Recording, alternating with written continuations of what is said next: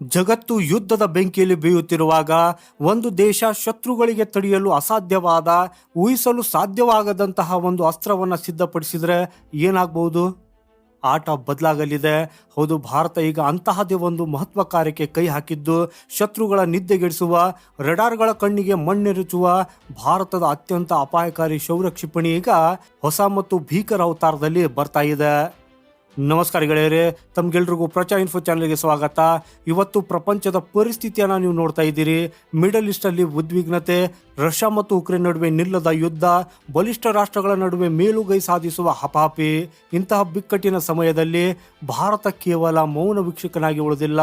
ಭಾರತದ ಹೆಮ್ಮೆಯ ಸಂಸ್ಥೆ DRDO ಅಂದರೆ ರಕ್ಷಣಾ ಸಂಶೋಧನೆ ಮತ್ತು ಅಭಿವೃದ್ಧಿ ಸಂಸ್ಥೆ ಈಗ ಒಂದು ಹೊಸ ಇತಿಹಾಸವನ್ನು ಬರೆಯುವುದಕ್ಕಾಗಿ ಸಜ್ಜಾಗಿದೆ. ಶೀಘ್ರದಲ್ಲಿ ಶೌರ್ಯ ಕ್ಷಿಪಣಿ ನೆಕ್ಸ್ಟ್ ಜನರೇಷನ್ ಅಂದರೆ ಶೌರ್ಯ NG ಪರೀಕ್ಷೆ ನಡೆಯಲಿದೆ. ಹಾಗೂ ಇದು ಕೇವಲ ಒಂದು ಕ್ಷಿಪಣಿಯ ಪರೀಕ್ಷೆಯಲ್ಲ, ಬದಲಾಗಿ ಇಡೀ ಜಗತ್ತಿಗೆ, ವಿಶೇಷವಾಗಿ ನಮ್ಮ ಗಡಿ ಹತ್ತಿರುವ ಶತ್ರುಗಳಿಗೆ ನಾವು ಸಿದ್ಧರಿದ್ದೇವೆ ಅಂತ ಭಾರತ ನೀಡುತ್ತಿರುವ ಸ್ಪಷ್ಟ ಸಂದೇಶ. ಸೊ ಗೆಳೆಯರಿ, ಈ ಇಂಟ್ರೆಸ್ಟಿಂಗ್ ವಿಡಿಯೋವನ್ನು ಕೊನೆವರೆಗೂ ನೋಡಿ. ಯಾಕಂದರೆ ಇವತ್ತು ನಾವು ತಿಳಿಯಲಿರುವ ಮಾಹಿತಿ ಪ್ರತಿಯೊಬ್ಬ ಭಾರತೀಯನ ಎದೆಯುಬ್ಬಿಸುವಂತೆ ಮಾಡ್ತದೆ. ಜೊತೆಗೆ ಭಾರತದ ಈ ಪ್ರಗತಿಗಾಗಿ ವಿಡಿಯೋನ ಲೈಕ್ ಮಾಡುತ್ತಾ ಕಮೆಂಟಲ್ಲಿ ಜೈ ಹಿಂದ್ ಅಂತ ಬರೆಯುವುದನ್ನು ಮರೆಯದಿರಿ. ಸೊ ಗೆಳೆಯರೇ, ಭಾರತ ಕೇವಲ ಒಂದು ದೇಶದ ಕಡೆಗೆ ಮಾತ್ರ ಕಣ್ಣಿಟ್ಟು ಕುಳಿತುಕೊಳ್ಳುವಂತಿಲ್ಲ. ನಮಗೆ ಎರಡು ಕಡೆಯಿಂದಲೂ ನಿರಂತರ ಆತಂಕವಿದೆ. ಒಂದೆಡೆ ಕುತಂತ್ರಿ ಚೀನಾ, ಇನ್ನೊಂದೆಡೆ ಚೀನಾದ ಬೆಂಬಲದಿಂದ ಮೆರೆಯುತ್ತಿರುವ ಪಾಕಿಸ್ತಾನ. ಇಂತಹ ಟೂ ಫ್ರಂಟ್ ವಾರ್ ಅಂದರೆ ಏಕಕಾಲದಲ್ಲಿ ಎರಡು ರಂಗಗಳಲ್ಲಿ ಯುದ್ಧ ಎದುರಾದರೆ ನಮ್ಮ ರಕ್ಷಣಾ ವ್ಯವಸ್ಥೆ ಹೇಗಿರಬೇಕು? ಚೀನಾ ಈಗಾಗಲೇ ತನ್ನ DF-17 ಅಂತಹ ಹೈಪರ್ಸೋನಿಕ್ ಅಸ್ತ್ರಗಳನ್ನು ಪ್ರದರ್ಶಿಸಿ ಜಗತ್ತನ್ನು ಬೆದರಿಸುವ ಯತ್ನ ಮಾಡ್ತಾ ಇದೆ. ಹಾಗೂ ಈ ಕಡೆ ಪಾಕಿಸ್ತಾನ ಚೀನಾದಿಂದ ಕದ್ದ ಅಥವಾ ಸಾಲ ಪಡೆದ ತಂತ್ರಜ್ಞಾನವನ್ನು ಇಟ್ಕೊಂಡು ಬಡಾಯಿ ಕೊಚ್ಚಿಕೊಳ್ತಾ ಇದೆ. ಇಬ್ಬರಿಗೂ ಒಟ್ಟಿಗೆ ಒಂದೇ ಏಟಿಗೆ ಉತ್ತರ ಕೊಡಬೇಕಾದ್ರೆ ನಮ್ಮ ಹತ್ತಿರ ಹಳೆ ಶಸ್ತ್ರಾಸ್ತ್ರಗಳಿದ್ದರೆ ಸಾಲದು. ಅದಕ್ಕಾಗಿಯೇ ಭಾರತ ತನ್ನ ಅಸ್ತ್ರಗಳ ಭಂಡಾರದಲ್ಲಿ ಈಗ ಈ ಹೊಸ ಗೇಮ್ ಚೇಂಜರನ್ನು ಸೇರಿಸಿಕೊಳ್ತಾ ಇದೆ. ಸೊ ಮೊದಲನೆಯದಾಗಿ ಶೌರ್ಯ ಕ್ಷಿಪಣಿ ಅಂದರೆ ಏನು ಅನ್ನೋದನ್ನು ಅರ್ಥ ಮಾಡಿಕೊಳ್ಳೋಣ. ಗೆಳೆಯರೇ, ಶೌರ್ಯವು ಭಾರತದ ಅತ್ಯಂತ ಸುಧಾರಿತ ಟ್ಯಾಕ್ಟಿಕಲ್ ಕ್ಷಿಪಣಿಯಾಗಿದೆ. ಹಾಗೂ ಇದರ ರೇಂಜ್ ಸುಮಾರು 700ರಿಂದ 1000 ಕಿಲೋಮೀಟರ್ಗಳವರೆಗೆ ಇರ್ತದೆ. ಆದರೆ ಇದರ ನಿಜವಾದ ಶಕ್ತಿ ಇರುವುದು ಇದರ ವೇಗ ಮತ್ತು ದಿಕ್ಕು ಬದಲಿಸುವ ಸಾಮರ್ಥ್ಯದಲ್ಲಿ. ಯಾಕಂದರೆ ಇದೊಂದು ಹೈಪರ್ಸೋನಿಕ್ ಕ್ಷಿಪಣಿ. ಗೆಳೆಯರೇ, ಹೈಪರ್ಸೋನಿಕ್ ಅಂದರೆ ಏನು ಗೊತ್ತಾ? ಯಾವುದೇ ವಸ್ತು ಧ್ವನಿಯ ವೇಗಕ್ಕಿಂತ 5 ಪಟ್ಟು ವೇಗವಾಗಿ ಚಲಿಸಿದರೆ ಅದನ್ನು ಹೈಪರ್ಸೋನಿಕ್ ಅಂತಾರೆ. ಆದರೆ ನಮ್ಮ ಈ ಶೌರ್ಯ NG ಮ್ಯಾಕ್ 7ಕ್ಕಿಂತ ಹೆಚ್ಚಿನ ವೇಗದಲ್ಲಿ ಚಲಿಸಬಲ್ಲದು. ಅಂದರೆ ಪ್ರತಿ ಸೆಕೆಂಡಿಗೆ ಬರೋಬ್ಬರಿ 2.5 ಕಿಲೋಮೀಟರ್ ದೂರ. ಇದರಿಂದ ಒಮ್ಮೆ ಕಲ್ಪನೆ ಮಾಡಿಕೊಳ್ಳಿ, ಕೇವಲ ಒಂದು ಬಾರಿ ಕಣ್ಣು ಮಿಟುಕಿಸುವಷ್ಟರಲ್ಲಿ ಈ ಕ್ಷಿಪಣಿ 2.5 ಕಿಲೋಮೀಟರ್ ದಾಟಿರ್ತದೆ. ಇಷ್ಟು ಭಯಾನಕ ವೇಗದಲ್ಲಿ ನಿಮ್ಮ ಕಡೆಗೆ ಬಾಣದಂತೆ ನುಗ್ಗಿ ಬರ್ತಾ ಇರುವ ಅಸ್ತ್ರವನ್ನು ತಡೆಯುವುದಕ್ಕಾಗಿ ಶತ್ರುಗಳ ಬಳಿ ಎಷ್ಟು ಸಮಯವಿರ್ತದೆ? ಕೇವಲ ಕೆಲವೇ ಸೆಕೆಂಡುಗಳು. ಅಷ್ಟರಲ್ಲೇ ಎಲ್ಲವೂ ಬೂದಿ ಆಗ್ತದೆ. ಸೊ ಈಗ ನಿಮ್ಮ ಮನಸ್ಸಿನಲ್ಲಿ ಒಂದು ಪ್ರಶ್ನೆ ಮೂಡಬಹುದು. ನಮ್ಮ ಹತ್ತಿರ ಈಗಾಗಲೇ 5000 ಕಿಲೋಮೀಟರ್ಗಿಂತ ಹೆಚ್ಚು ದೂರ ಕ್ರಮಿಸುವ ಅಗ್ನಿಫೈನಂತಹ ಬಲಿಷ್ಠ ಖಂಡಾಂತರ ಕ್ಷಿಪಣಿಗಳಿವೆ ಅಲ್ಲವೇ? ಮತ್ತೆ ಈ ಶೌರ್ಯ ಕ್ಷಿಪಣಿ ಅಗತ್ಯವೇನು? ಗೆಳೆಯರೇ, ಇದಕ್ಕೆ ಉತ್ತರ ಸರಳವಾಗಿದೆ. ಅಗ್ನಿ ಸಿರೀಸ್ನ ಕ್ಷಿಪಣಿಗಳು ಸ್ಟ್ರಾಟಜಿಕ್ ಅಂದರೆ ದೂರದ ಮತ್ತು ಬೃಹತ್ ಗುರಿಗಳನ್ನು ನಾಶ ಮಾಡಲು ಬಳಸುವ ಬ್ರಹ್ಮಾಸ್ತ್ರಗಳು. ಆದರೆ ಯುದ್ಧ ಭೂಮಿಯಲ್ಲಿ ದಿಢೀರ್ನೆ ಶತ್ರುಗಳ ಕಮಾಂಡ್ ಸೆಂಟರ್ಗಳು, ಸೇನಾ ನೆಲೆಗಳು ಅಥವಾ ಬಂಕರ್ಗಳನ್ನು ಕಣ್ಮುಚ್ಚಿ ಬಿಡುವಷ್ಟರಲ್ಲಿ ಧ್ವಂಸ ಮಾಡಲು ನಮಗೆ ಟ್ಯಾಕ್ಟಿಕಲ್ ಅಸ್ತ್ರ ಬೇಕು. ಹಾಗೂ ಶೌರ್ಯ ಅದೇ ಕೆಲಸವನ್ನು ಮಾಡ್ತದೆ. ಸೊ ಇದು ದೀರ್ಘಾವಧಿಯ ಕಾಯುವಿಕೆ ಇಲ್ಲದೆ, ಶತ್ರುಗಳಿಗೆ ಯೋಚಿಸಲು 1 ಸೆಕೆಂಡ್ ಕೂಡ ಸಮಯ ಕೊಡದೆ ಗುಂಡಿನ ಮಳೆಯಂತೆ ಎರಗುವ ಅಸ್ತ್ರ. ಗೆಳೆಯರೆ, ಸಾಮಾನ್ಯ ಬ್ಯಾಲಿಸ್ಟಿಕ್ ಕ್ಷಿಪಣಿಗಳು ಬಾಹ್ಯಾಕಾಶದ ಕಡೆಗೆ ಮೇಲಕ್ಕೆ ಹೋಗಿ ನಂತರ ಗುರುತ್ವಾಕರ್ಷಣೆಯಿಂದ ಕೆಳಗೆ ಬೀಳ್ತವೆ. ಅವುಗಳ ದಾರಿ ಮೊದಲೇ ನಿರ್ಧಾರವಾಗಿರ್ತದೆ. ಸೊ ಇದರಿಂದ ಶತ್ರುಗಳ ರೆಡಾರ್ಗಳು ಅದನ್ನು ಸುಲಭವಾಗಿ ಪತ್ತೆ ಹಚ್ಚಿ ಆಂಟಿ ಮಿಸೈಲ್ ಸಿಸ್ಟಮ್ ಮೂಲಕ ಹೊಡೆದುಳಿಸುತ್ತವೆ. ಆದರೆ ಶೌರ್ಯ ಹಾಗೆ ಮಾಡುವುದಿಲ್ಲ. ಇದು ನೇರ ರೇಖೆಯಲ್ಲಿ ಅಥವಾ ನಿಗದಿತ ಪಥದಲ್ಲಿ ಚಲಿಸುವುದಿಲ್ಲ. ಇದು ವಾತಾವರಣದ ಒಳಗೆ ಸುಮಾರು 50 ಕಿಲೋಮೀಟರ್ ಎತ್ತರದಲ್ಲಿಯೇ ಹಾರಾಡ್ತದೆ. ಗಾಳಿಯ ನಿಯಂತ್ರಣವನ್ನು ಬಳಸಿಕೊಂಡು ಹಾವಿನಂತೆ ಅಂದರೆ ಜಿಗ್ಜಾಗ್ ಆಕಾರದಲ್ಲಿ ತನ್ನ ದಿಕ್ಕನ್ನು ಪದೇ ಪದೇ ಬದಲಾಯಿಸುತ್ತದೆ. ಸೊ ಈ ಕಾರಣದಿಂದ ಶತ್ರುಗಳ ಅತ್ಯಾಧುನಿಕ ರೆಡಾರ್ಗಳಿಗೂ ಇದು ಎಲ್ಲಿಗೆ ಹೋಗ್ತಾ ಇದೆ, ಮುಂದಿನ ಹೆಜ್ಜೆ ಏನು ಅನ್ನೋದನ್ನು ಊಹಿಸುವುದಕ್ಕೆ ಅಸಾಧ್ಯವಾಗ್ತದೆ. ಇದನ್ನು ಇಂಟರ್ಸೆಪ್ಟ್ ಮಾಡುವುದಂತೂ ಕನಸಿನ ಮಾತು. ಹಾಗಾದರೆ ಈಗ ಬರ್ತಾ ಇರುವ ಶೌರ್ಯ NGಯಲ್ಲಿ ಹೊಸದೇನಿದೆ ನೋಡಿ ಗೆಳೆಯರೆ. ಇದರ ಅತಿ ದೊಡ್ಡ ಬ್ರಹ್ಮಾಸ್ತ್ರವೆಂದರೆ ಮಲ್ಟಿ ಮೋಡ್ ಸೀಕರ್.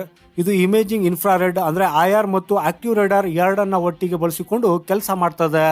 ಸೈನ್ಸ್ನ ಪ್ರಕಾರ ಮ್ಯಾಕ್ 5ಕ್ಕಿಂತ ಹೆಚ್ಚು ವೇಗದಲ್ಲಿ ಚಲಿಸುವಾಗ ಕ್ಷಿಪಣಿಯ ಸುತ್ತ ವಿಪರೀತ ಉಷ್ಣತೆಯಿಂದಾಗಿ ಪ್ಲಾಸ್ಮಾದ ಒಂದು ಪದರ ಸೃಷ್ಟಿಯಾಗ್ತದೆ. ಹಾಗೂ ಈ ಪ್ಲಾಸ್ಮಾ ರೇಡಿಯೋ ಸಿಗ್ನಲ್ಗಳನ್ನು ತಡೆಯುತ್ತದೆ. ಸೊ ಇದರಿಂದ ಕ್ಷಿಪಣಿ ಕುರುಡಾಗುವ ಅಪಾಯವಿರ್ತದೆ. ಆದರೆ ನಮ್ಮ DRDO ವಿಜ್ಞಾನಿಗಳು ಈ ದೊಡ್ಡ ಸವಾಲನ್ನು ಭೇದಿಸಿದ್ದು ಅವರು ಅಭಿವೃದ್ಧಿಪಡಿಸಿರುವ ಹೊಸ ಶಿಖರ ಈ ಪ್ಲಾಸ್ಮಾವನ್ನು ಸೀಳಿಕೊಂಡು ಗುರಿಯನ್ನು ನಿಖರವಾಗಿ ಲಾಕ್ ಮಾಡಬಲ್ಲದು. ಗುರಿಗೆ ಅಪ್ಪಳಿಸುವ ಕೊನೆಯ 30ರಿಂದ 60 ಸೆಕೆಂಡುಗಳು ಅತ್ಯಂತ ನಿರ್ಣಾಯಕ. ಹಾಗೂ ಆ ಸಮಯದಲ್ಲಿಯೂ ಶೌರ್ಯ-NG ತನ್ನ ಗುರಿಯನ್ನ ಮಿಸ್ ಮಾಡೋದೇ ಇಲ್ಲ. ಜೊತೆಗೆ ಈ ಕ್ಷಿಪಣಿಯನ್ನ ಕ್ಯಾನಿಸ್ಟರ್ ಆಧಾರಿತ ಮೊಬೈಲ್ ಲಾಂಚರ್ ಮೂಲಕ ಉಡಾವಣೆ ಮಾಡಬಹುದು. ಅಂದ್ರೆ ಇದನ್ನ ಎಲ್ಲಿಗೆ ಬೇಕಾದರೂ ಸುಲಭವಾಗಿ ಕೊಂಡೊಯ್ಯಬಹುದು ಮತ್ತು ಕೇವಲ 5 ನಿಮಿಷಗಳಲ್ಲಿ ಲಾಂಚ್ ಮಾಡಬಹುದು. ಹಾಗೂ ಇದನ್ನ ಯಾವುದೇ ಮೇಂಟೆನೆನ್ಸ್ ಇಲ್ಲದೆ 10ರಿಂದ 15 ವರ್ಷಗಳ ಕಾಲ ಸಂಗ್ರಹಿಸಿಡಬಹುದು. ಸೊ ಇದು ಕೋಲ್ಡ್ ಲಾಂಚ್ ತಂತ್ರಜ್ಞಾನವನ್ನು ಹೊಂದಿದ್ದು ಮೊದಲು ಗ್ಯಾಸ್ನಿಂದ ಹೊರಬಂದು ನಂತರ ಗಾಳಿಯಲ್ಲಿ ಇದರ ಎಂಜಿನ್ ಸ್ಟಾರ್ಟ್ ಆಗ್ತದೆ. ಹಾಗೂ ಇದು ಅತ್ಯಂತ ಸುರಕ್ಷಿತ ಮತ್ತು ನಿಖರ. ನಿಮ್ಗೆಲ್ರಿಗೂ ಗೊತ್ತಿರುವಂತೆ ಭಾರತದ ಪರಮಾಣು ನೀತಿ ಸ್ಪಷ್ಟವಾಗಿದೆ. ನೋ ಫಸ್ಟ್ ಯೂಸ್, ಅಂದ್ರೆ ನಾವು ಯಾವತ್ತಿಗೂ ಮೊದಲು ಯಾರ ಮೇಲೂ ದಾಳಿ ಮಾಡೋದಿಲ್ಲ. ಆದರೆ ಒಂದ್ ವೇಳೆ ಯಾರಾದರೂ ನಮ್ಮ ಮೇಲೆ ದಾಳಿ ಮಾಡುವ ದುಸ್ಸಾಹಸಕ್ಕೆ ಕೈ ಹಾಕಿದ್ರೆ ಅವರು ಭೂಪಟದಲ್ಲಿ ಉಳಿಯುವುದೇ ಇಲ್ಲ. ಹಾಗೂ ಈ ಶೌರ್ಯ-NG ಅದೇ ಭೀತಿಯನ್ನ ಶತ್ರುಗಳಲ್ಲಿ ಹುಟ್ಟಿಸುತ್ತದೆ. ರಕ್ಷಣಾ ಪರಿಭಾಷೆಯಲ್ಲಿ ಇದನ್ನ ಡಿಟರೆನ್ಸ್ ಅಂದ್ರೆ ಪ್ರತಿಬಂಧಕ ಶಕ್ತಿ ಅಂತ ಹೇಳಲಾಗ್ತದೆ. ನಿಮ್ಮ ಬಳಿ ಎದುರಾಳಿಗೆ ತಡೆಯಲಾಗದ ಶಕ್ತಿ ಇದೆ ಅಂತ ಗೊತ್ತಾದಾಗ ಎದುರಾಳಿ ನಿಮ್ಮ ಮೇಲೆ ಯುದ್ಧ ಸಾರಲು 100 ಬಾರಿ ಯೋಚಿಸುತ್ತಾನೆ. ಹಾಗೂ ಶೌರ್ಯ-NG ಕೇವಲ ದಾಳಿ ಅಸ್ತ್ರವಲ್ಲ, ಇದು ಪಾಕಿಸ್ತಾನ ಮತ್ತು ಚೀನಾದಂತಹ ದೇಶಗಳು ಯುದ್ಧದ ಕನಸು ಕಾಣದಂತೆ ಮಾಡುವ ಒಂದು ಭಯಾನಕ ಎಚ್ಚರಿಕೆ ಗಂಟೆ. ಅವರ ಯಾವುದೇ ಅತ್ಯಾಧುನಿಕ ಡಿಫೆನ್ಸ್ ಸಿಸ್ಟಮ್ಗಳಿಗೂ ಈ ವೇಗವನ್ನು ತಡೆಯುವ ಯೋಗ್ಯತೆ ಸದ್ಯಕ್ಕಿಲ್ಲ. ಗೆಳೆಯರೆ, ಇವತ್ತಿನ ಯುದ್ಧಗಳು ಕೇವಲ ಟ್ಯಾಂಕ್ ಅಥವಾ ಫೈಟರ್ ಜೆಟ್ಗಳಿಂದ ನಡೆಯುವುದಿಲ್ಲ. ಡ್ರೋನ್ಗಳು ಮತ್ತು ಹೈಪರ್ಸೋನಿಕ್ ಕ್ಷಿಪಣಿಗಳೇ ಇವತ್ತಿನ ಗೇಮ್ ಚೇಂಜರ್ಸ್. ಚೀನಾದಂತಹ ದೇಶಗಳು ಅತ್ಯಾಧುನಿಕ ಡಿಫೆನ್ಸ್ ಸಿಸ್ಟಮ್ಗಳನ್ನು ಹೊಂದಿವೆ. ಅವರನ್ನು ಎದುರಿಸುವುದಕ್ಕಾಗಿ ಅವರ ತಂತ್ರಜ್ಞಾನವನ್ನು ಮೀರಿದ ಬ್ರಹ್ಮಾಸ್ತ್ರ ನಮಗ್ ಬೇಕು. ಹಾಗೂ ಶೌರ್ಯ-NG ಅದೇ ಬ್ರಹ್ಮಾಸ್ತ್ರ. ಈ ಹಿಂದೆ ಭಾರತವು ಬ್ರಹ್ಮೋಸ್ ಮೂಲಕ ತನ್ನ ತಾಕತ್ತನ್ನು ಜಗತ್ತಿಗೆ ತೋರಿಸಿದೆ. ಆದರೆ ಈ ಹೈಪರ್ಸೋನಿಕ್ ಡಾಮಿನೆನ್ಸ್ ಭಾರತವನ್ನು ಇನ್ನೊಂದು ಹಂತಕ್ಕೆ ಕೊಂಡೊಯ್ಯಲಿದೆ. ಹಾಗೂ ಇದು ಕೇವಲ ಒಂದು ಆಯುಧವಲ್ಲ, ಇದು ನಮ್ಮ DRDO ವಿಜ್ಞಾನಿಗಳ ಹಗಲಿರುಳಿನ ತಪಸ್ಸು. ಇದು ನವ ಭಾರತದ ಜೈಕಾರ. ಇದು ಶತ್ರುಗಳಿಗೆ ಎಚ್ಚರಿಕೆ. ಭಾರತ ಈಗ ಕೇವಲ ತನ್ನ ರಕ್ಷಣೆಯನ್ನಷ್ಟೇ ಮಾಡಿಕೊಳ್ಳುವುದಿಲ್ಲ, ಕಣ್ಣೆತ್ತಿ ನೋಡುವರ ಕಣ್ಣು ಕೀಳುವ ಸಾಮರ್ಥ್ಯವನ್ನು ಹೊಂದಿದೆ ಅನ್ನೋ ಡೈರೆಕ್ಟ್ ಮೆಸೇಜ್. ಹಾಗೂ ಈ ಪರೀಕ್ಷೆ ಯಶಸ್ವಿಯಾದರೆ ಜಾಗತಿಕ ಅಧಿಕಾರದ ಸಮೀಕರಣವೇ ಬದಲಾಗಲಿದೆ. ಗೆಳೆಯರೆ, ಇಷ್ಟು ವೇಗ, ಪ್ರತಿಕ್ಷಣ ದಿಕ್ಕು ಬದಲಿಸುವ ಚಾಣಕ್ಷತೆ ಮತ್ತು ರಾಕ್ಷಸಿ ಶಕ್ತಿಯನ್ನು ಹೊಂದಿರುವ ಶೌರ್ಯ-NGಯನ್ನ ತಡೆಯುವುದು ಶತ್ರುಗಳಿಗೆ ಅಸಾಧ್ಯ.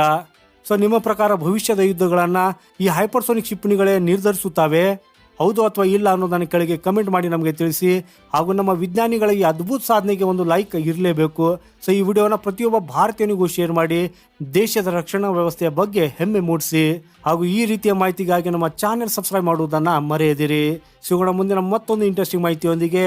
ವಂದೇ ಮಾತರಂ. ಭಾರತ್ ಮಾತಾ ಕಿ ಜೈ.